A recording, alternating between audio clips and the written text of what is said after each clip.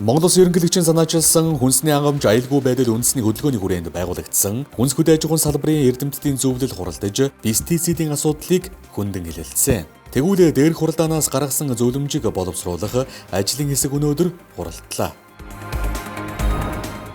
Хүнсний хангамж аюулгүй байдлыг хангах талаар авах зарим арга хэмжээний тухай Улсын хурлын 36 дугаар тогтоол 5 бүлэг 42 хэрэгжүүлэх арга хэмжээ 114 үйл ажиллагааг 5 жилийн хугацаанд хэрэгжүүлэхээр баталсан. Тус тогтоолыг хэрэгжүүлэхэд төрийн 35 байгууллага биечлэн болон хамтран хэрэгжүүлэх үүрэгтэйгээр оролцож байна.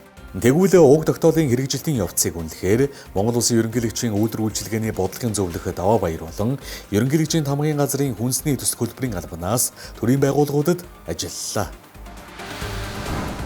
Улсын хурлын 36 дугаар тогтоолын хүрээнд боловсролын яам 12 арга хэмжээг төлөвлөн гүйцэтгэж байгаагаас 8 нь бүрэн хэрэгжсэн, 4 нь 90% гүйцэтгэлтэй байна.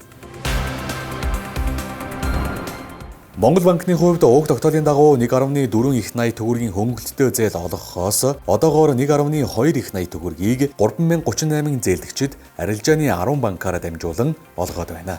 Улсын хурлын 36 дугаар тогтоолын дагуу Монгол банкнаас хэрэгжүүлэх ажлын биелэлд 85% гүйцэтгэлтэй байна. Эрчим хүчний яам Улсын хурлын 36 дугаар тогтоолын хүрээнд өвлийн хүлэмжийн цахилгаан эрчим хүчний тарифт хөнгөлөлт үзүүлж байна. Зам тээврийн яам нь Улсын хурлын 36 дугаар тогтоолын хүрээнд 6 арга хэмжээг гүйцэтгэх төлөвлөгөөтэй бөгөөд хүнсний тээвэр, логистик, ач харгилтын бүртгэлтэй холбоотой зам, тээврийн салбарын мэдээллийн нэгдсэн сангийн платформыг хөгжүүлэх ажлыг гүйцэтгэж буйгаа танилцууллаа.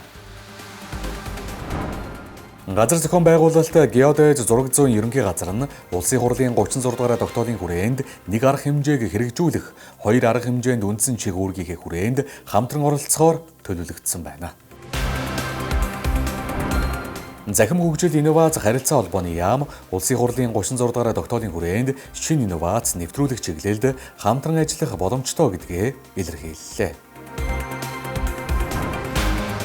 Зээлийн батлан даалтын сан нь Улсын хурлын 36 дугаар тогтоолын хүрээнд хоёр арга хэмжээг хэрэгжүүлэн ажиллахаараа төлөвлөгдсөн бөгөөд өнөөдрийн байдлаар хүнс хөдөө аж ахуйн чиглэлээр олгогдсон 32.5 тэрбум төгрөгийн зээлд 18.5 тэрбум төгрөгийн батлан даалт гаргасан байна.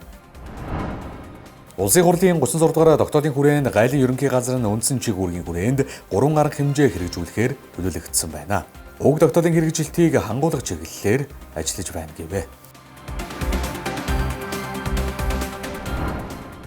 Намрын мод тарих өдрүүд тэрбум мод үндэсний хөдөлгөөн гэлснээс хойш 7 дахь удаага тохиож байна. Монгол Улсын ерөнхийлөгч хөрөлсөх зэвсэгт хүчний 326 дугаар ангийн харьяа ногоон хэрэм цэцэрлэгт хүрээлэнд мод тарилаа.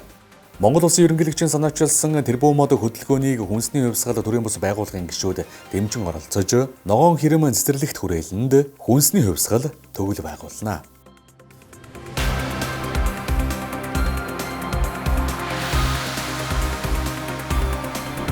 Хүнсний хувьсгалын хүрээнд өнгөрсөн 7 хоног болж өнгөрсөн онцлог үйл явдлыг тоомлон хүргэлээ.